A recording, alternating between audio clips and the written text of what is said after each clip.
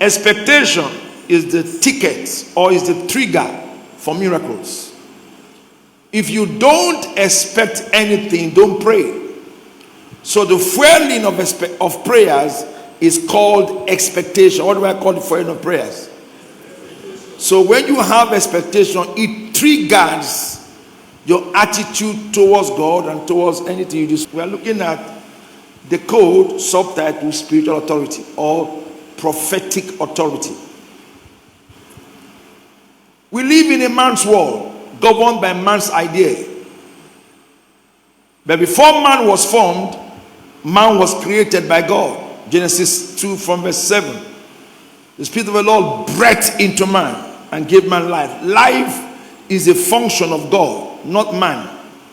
Though we live, take note, we live in a man's world, but man was created by God.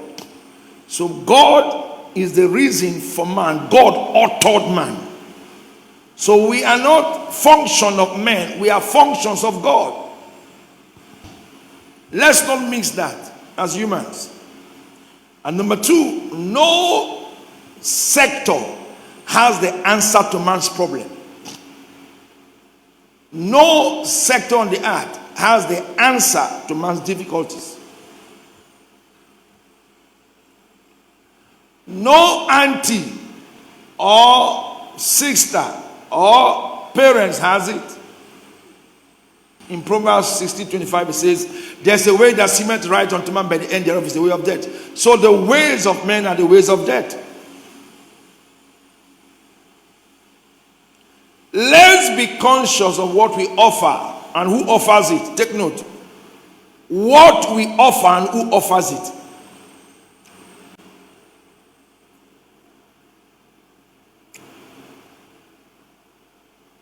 There's one of the major code on the earth, which to me is almost being destroyed. It's called the prophetic authority code. What do I call it?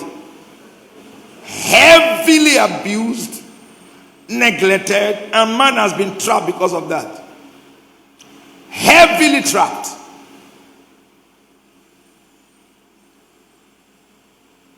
In Hebrews chapter 12 from verse 24, the Bible speaks 28. We live in a kingdom that is controlled by the Spirit. Write that down. We live in a kingdom that is defined by Spirit. Wherefore, receiving a kingdom which cannot be moved, let us thereby serve God acceptably and reverence with godly fear. So, he didn't say let's serve God by man. No, serve God by godly fear and reverence. Spiritual authority is your kingdom system to activate fulfillment on the earth.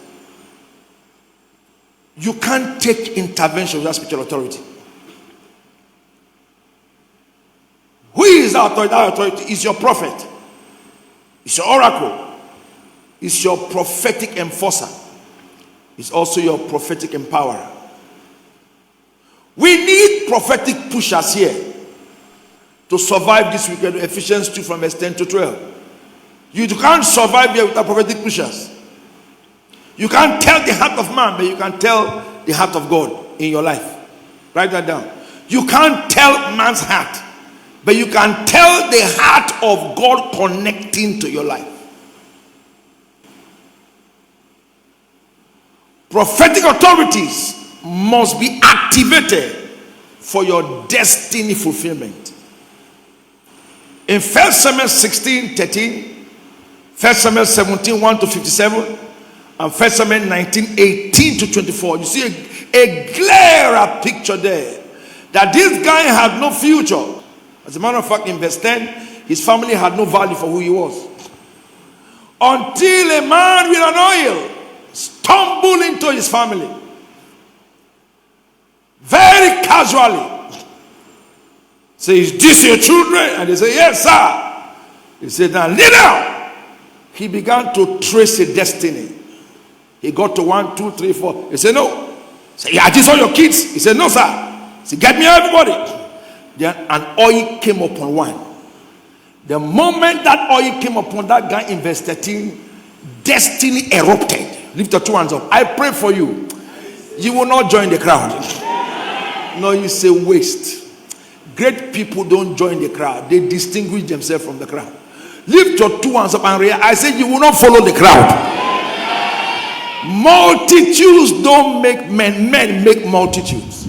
Wake up. The moment David was picked from that crowd, the Bible said, a spirit from God entered him. By verse 18, the king had a need and he sent for him. That was the guy that the family rejected. Lift your two hands up. I pray for you will not waste your time here. The church is in a brick and breaking stage because we don't respect authorities anymore. We don't have honor for spiritual authorities. We don't have. So we are in a brick and scatter age. That boy was serving God until Samuel appeared. Committed Christian. Let me show you 1 Samuel 17:30. Committed Christian until Samuel appeared. May you meet your Samuel. All these things I see people do today. Check the rate of struggle. Because if the rate of disobedience, finish. The problem on this earth is not Satan. It's high level disobedience. Finish. Just check your life. The day you stop disobeying instructions, check your life. Give yourself 3 months. I'm saying this now from the context of knowledge. And obey everything you are taught in your church for 3 months. Check your life. Just check your life in 3 months. But you will not. You will not. By 1 Samuel 17, we are told by David, he said, I was keeping my father's sheep. So he was not an unbeliever, he was a Christian. Look at that. Keep 1 Samuel 17:30. He was serving God in the midst of the rejection. No story to tell. Look at that. Go down. And then Saul said, can you do it? He said, sir, I've been caring for things all my life. I'm a Christian. He said, I faced the lion and the bear. And the Lord came. Is that not a Christian talking like that? Is that an unbeliever? Is that an unbeliever? That's a Christian. Even in that presence, God with him, he still did not make a difference until a prophet came and encountered his life. Lift your hands up. Enough is enough. Enough is enough. Receive wisdom to encounter glory. Who are you obeying? Which authority are you honoring? Which authority are you kneeling down for? Honor is in degrees. Which one are you operating with? How can your teacher be your friend and you agree? If he makes himself your friend, make yourself a student. Write it down. If your teacher choose to make himself your friend, you the student, make yourself a student. Refuse that, because the end product you will suffer yourself. Because the more you keep making the man your friend, the more they will fail you in class, because you will take his questions for granted. You may not read, you will be caught up with it, you will fail at the end. So if there is anything you should learn, no matter how close the teacher is with you, don't make yourself a friend to your teacher, because he will not pass you in the class. Because he will tell you that you know me better, you should be passing better. At the end, you have failed, and he will mock you for failing. You know, we are taking everything for granted in the church. Look at Samuel and Eli. They had boys. Eli's children were the core dishonorers in his life. Samuel came a stranger and caught the fire. Samuel's own children grew up. I'll teach you that next Sunday. Grew up and never followed his footsteps. Eli's dynasty was to be a prophet for a lifetime. Eli's dynasty, they were supposed to be prophets till Eli would die, his sons would take over, grandchildren take over. That was a prophetic order in Eli's life. Eli's children had no respect for Eli, and they lost it for free. You have gotten too used to everything. That everything now you are playing with it. You tell something you don't do, you repeat the same thing you ask not to do. And every window you open for Satan, he takes advantage of it. Write it down. He takes advantage of every window you open. Satan is very clever.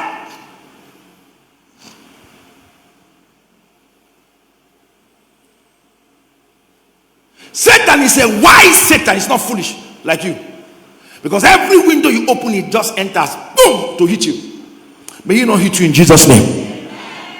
In chapter 17, remember, the oil came in chapter 16. The moment that guy encountered an authority in his life, certain things happened to him. Oh my God. He came out a different David. Can you lift your two hands up? Enough is enough. Have you not struggled enough? Have you not begged enough? Have you not been delayed enough? It's not. Satan has no power. Lift your two hands. A child of a king is under strong immunity. No matter how foolish a lion cub looks like, if the father is the king, nothing can threaten a lion cub when the father is the king and is alive. If you are being attacked when your father is the king, a lion is there, then it's your disobedience. It's your dishonor to your father that is bringing that. It's your dishonor to your father that is bringing that to you. Because you are not so. A lion king is alive and a cub child is being attacked. It can't happen. If it happens, that means you are in disobedience. Something is wrong in your life that needs to be put right.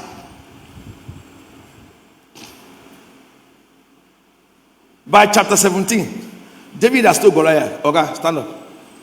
Say, I will kill you. What courage? Where did you get it from? I will destroy you, Goliath. Don't try that. Goliath said, small boy like you. It is no more small boy. He has a prophetic authority over his head. He's now operating from the lessons of a prophet. The God of that man was now functioning in his life. He now was living not alone. He was being accompanied by power.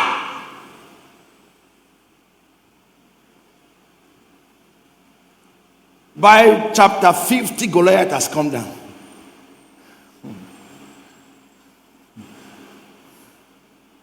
Goliath has come down.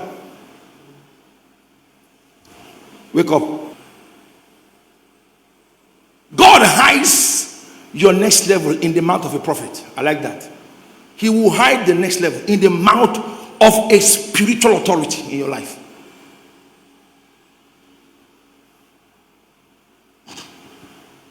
As you are playing with, no God for yourself. Oh, nobody's fighting that. No God for yourself, of course.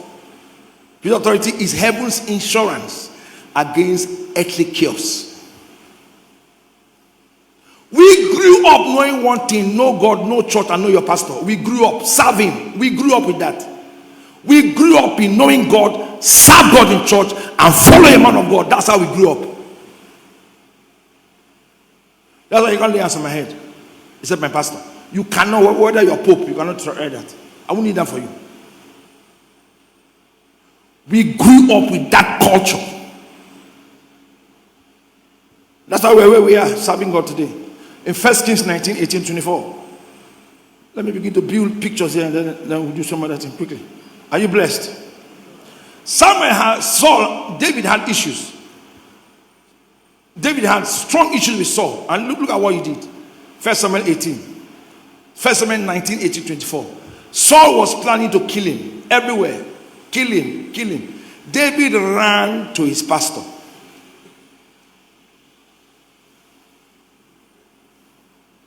He didn't run to a friend or to his wife he ran to his pastor. So he came to pass at the time when Merab, Saul's daughter, should have been given to David. Go 1 Samuel 19:18. He ran to Samuel. So David fled and escaped and came to Samuel to Ramah and told him all that Saul had done to him. And he and Samuel went and dwelt in out. This is a young boy who understood the authority over his life. Go to 20. Over his life. He would have been king without. So he ran to the man. Oh God, look at him. And then Saul sent messengers to David. When they saw the company of prophets prophesying, Saul standing as they appointed over them, the Spirit of God was upon the messengers. Keep going. This is how to live life. Today, high level disobedience. People are challenging their pastors because of a phone in your hands, small phone in your hands, challenging people over their head. Write down, the penalty of foolishness is in the future. Write it down. Penalty of foolishness is in the future. The penalty of foolishness is in your tomorrow. Nobody can take that from you. Read Acts chapter 9. Read verse 15. God told Ananias, he said, the things that Saul has done, he will go through it himself. He will escape it. The wickedness he displayed to the church, he will pay it. Go look at it. The Lord said unto him, go thy way, for he is a chosen vessel unto me to bear my name before the Gentiles, kings and children of Israel. Go to verse 16. I think it's there. Look at it. For I will show him how great things he must suffer for my name's sake. The things he did to other people. What will happen to him next? He will go through it himself. The things he did to other Christians, he will face. And Saul was the only pastor in the Bible that had issues in his life. In prison, from prison to death. The one time they stoned him to death, they got up and moved. Sometimes they say he is dead because of the crisis he gave to other people's life. There is consequence in foolishness. Write it down. There is consequence in being foolish.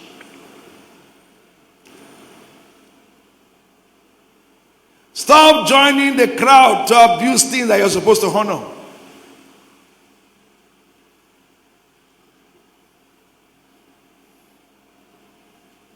I know you know better than I do, but keep your knowledge to yourself. The measure of honor you give to divine authority determines the measure of grace you command in your life. And that's the simple truth. You want to command grace? Look for who to honor. You want to command grace in this life? Look for who to honor. In your private time, honor them. In your public spaces, honor them. Lift your hands up. Lift your two hands above your head.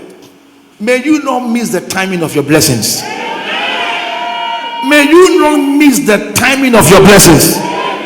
May you not stay here and suffer. May you not be a Christian that shall be mocked by men. Receive wisdom to honor authorities. Take that in the name of Jesus Christ. How do I access that? Number one is be a disciple to an authority. Matthew 4:19, Matthew 16:18, 2 Kings 2:1-15. It is being discipled that will make you a beneficiary of a spiritual authority. I'm a student of Pastor Ibiomi, a heavy student. Ardent, addicted one, not a falsified one. Not falsified one. There's nothing they do in this town that I will be involved. No matter who comes to this town, I will never be involved. If they come and call me, I will not go. But if he comes to town, he doesn't need to call me, I will go myself. I don't need invitation for that. It's only him and Oyedepo, these two people. I will go give myself. You see, when you know who is keeping you, you know who to value it. It's not by mouth. It's not by talking. I hate people who talk anyhow. Not by mouth. Your action is the proof of what you carry in the mind. Are you following me now? Be a disciple. Let it show in your house where you live. In the friends that you keep. It's not a statement. My lion daddy. Who is a lion daddy? Those are just lies up and down. I'm talking about actions. Your life is showing that there's an authority over your life. There are decisions you can never take without permission. No matter how bad it is, you say, please sir, this is what I want to do. You don't have it, you don't have it. Are you following what I'm saying? That's where you are.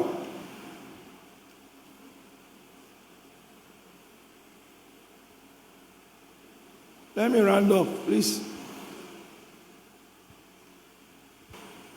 Be a disciple. Elisha was a disciple to Elijah. Just simply a disciple. A disciple. Elijah, look at me. All of you. It is more easier to hear and not to hear. Stop refusing to hear. To hear. You must pray for the grace of hearing in your life. I think that prayer is more important than praying against sin. Pray for the grace to hear. It's very powerful that you pray for the grace to hear. It will save you from crisis in life. What are the benefits that comes when you obey authority? Number one for this service is you will operate in victory in life. Victory in your life. 1 Samuel 17:30-50. David had victory because of Samuel. A victorious life. Number two, you operate in knowledge. Isaiah 33 from 6b. You operate in the knowledge of life. You will become wiser. Number three, you operate with strength and salvation. The strength of salvation. Isaiah 33 from 6b. Daniel 11 verse 32. They that do know their God, you operate in that capacity. And number four, you operate with debt-free exemption. 2 Kings 4:1-18. 8. You'll be free from debt. The injunctions will just take you out of debt crisis. Because you believe that woman had issues. And the prophet said, go get the pot of oil. And that was all. 2 Kings chapter 4:1-8. Let us wake up. Number one, how many have I given you? You operate in fruitfulness. 2 Kings 4:8-20. You'll be fruitful at all levels. That woman had children. Number 5, am I right? 6, you operate in healing and health. 2 Kings 5:1-10. Haman was healed from affliction. All of these things are product of prophetic authority. Next one, you operate in abundance. 2 Kings 7:1-20. Abundance in your life. When others are lacking, you have. Say amen to that. And the next one, you operate in divine verdicts. 2 Kings 2:23-24. 2 Kings 25:27. 2 Kings 7:2-19-20. 2 Kings 2:23-24. 2 Kings 2:25-27. 2 Kings 7:2-19-20. You enjoy divine verdict. They speak things, they happen to your life. Anybody who causes you will die. Nobody dares to come around you with wickedness. But there is somebody making verdict on your behalf. You see, you cannot be living your life by the chances of people's opinion. You go suffer. You must live your life by the verdicts of a prophetic decrease in your life. Not people's opinion. Somebody said, in this life, you are more closer to your friend than taking a prophetic verdict as an instruction for your life. You shall not die. Somebody tells you you will die. You believe that one more than the one you shall not die. What you receive is what you become. Lift your two hands up. I decree over you. May you be wise to know how to live here. Amen. Let us stop fighting what we need. Look at me, please. You are neglecting water. There is water in your fridge. And you are taking Coke and Fanta and Sprite every day. And water is neglected. What you need more is water. That sugar in your system is diabetes in the making. And remember that the enemy does not come with an enemy. He comes with deceptiveness of friendship until he will get what he wants. Sugar is an enemy. He comes with sweetness, but the end is sickness. Which one do you want? You need the water or you need sugar? Okay, you will see sugar is in your fridge. Water is in your. If you call my fridge, there's no sugar. You don't drink inside my fridge for how many months now? For months, it's going up to a year. Sugar in your fridge, no water. No water. That's how we are. You are very close to a stupid friend, and you're not close to your pastor. Say all these pastors, I don't like all these pastors. You can't be confusing person. Who will confuse you? You already lose confused already. Anybody confusing you, you're already a confused man will be confused. Am I correct? Nah. A A man who has direction will be directed, Abi. A man who is confused will meet confused and they will confuse him because he's already confused. But a man who is guided will stay what? Guided. Says you're confused. You're already confused. So he takes you to somebody that will confuse you the more. You don't go to bad people. You're already bad, so you meet bad people. Write it down. If you are good, you meet what? Good people. It's a simple logic of life. It starts with you.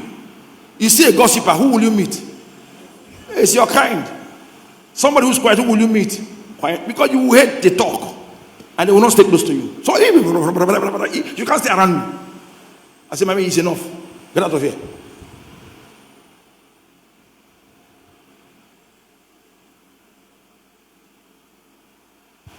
If you're a youth here, please build a word image for yourself.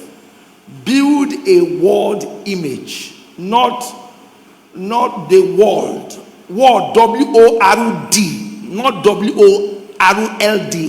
Word image for yourself. Look at Jesus and live his life. Luke 2:40-49. Look at Joseph and live his life. Genesis 37:5-7. Genesis 41:16-54.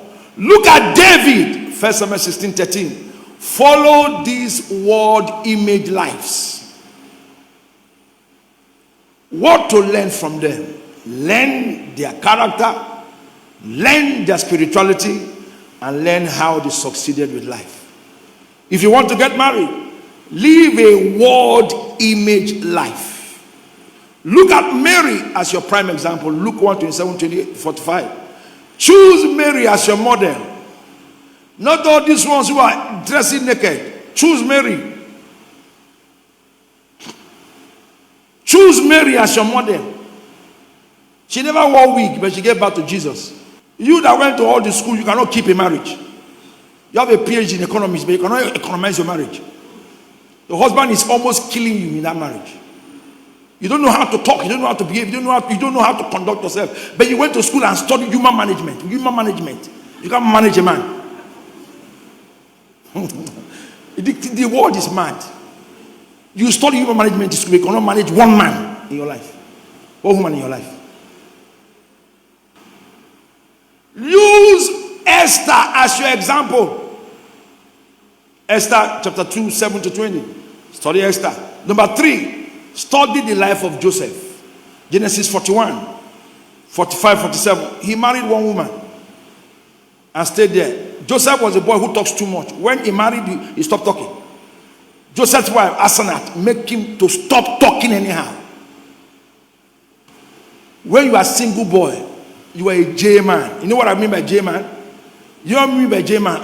You know what I mean by J man? Answer. Do you know? Should I tell you? Should I tell you? You talk anyhow. You dress anyhow. You go anyhow. Now you are married.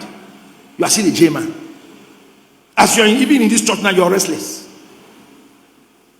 You must move.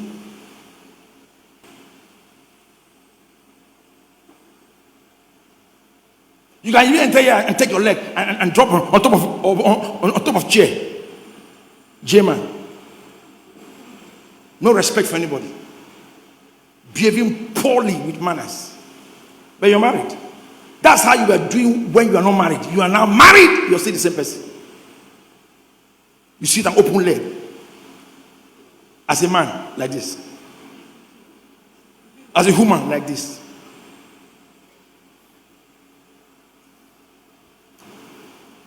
Choose what makes and reject what destroys. I think that will help you.